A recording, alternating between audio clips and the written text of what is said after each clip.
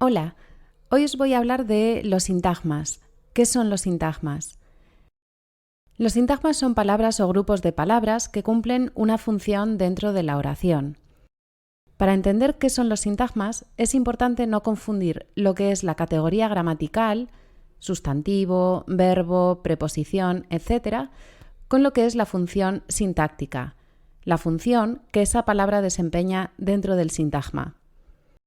Dentro de los sintagmas, la palabra más importante se llama núcleo. Este núcleo puede ir acompañado o no de otras palabras. Ya veremos cómo se llaman los diferentes acompañantes del núcleo en cada uno de los tipos de sintagmas. Por ejemplo, si yo digo pizza, pizza sería el núcleo de ese sintagma. No hay más palabras en ese sintagma. Si yo digo una pizza de queso y jamón, es un sintagma muy largo donde pizza es el núcleo y el resto de palabras sus acompañantes. Existen diferentes tipos de sintagmas dependiendo de cuál sea el núcleo. Si el núcleo es un nombre, se llama sintagma nominal. Si el núcleo es un verbo, sintagma verbal. Si el núcleo es un adjetivo, sintagma adjetival. Si el núcleo es un adverbio, sintagma adverbial. Y si el sintagma empieza por una preposición, se llamará sintagma preposicional. Los sintagmas preposicionales son un poco especiales, ya los veremos.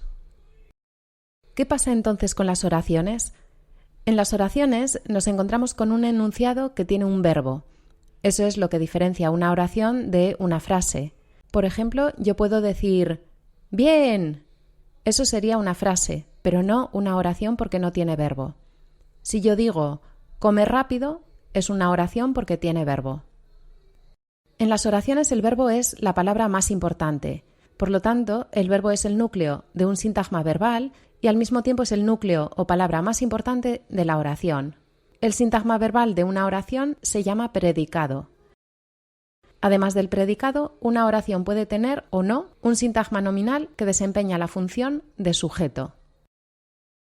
Así que recuerda, no es lo mismo hablar de categorías gramaticales, que es lo que estudia la morfología, que hablar de funciones sintácticas, que es lo que estudia la sintaxis. Repasa los tipos de sintagmas y recuerda que en una oración siempre hay un sintagma verbal predicado y quizás un sintagma nominal sujeto.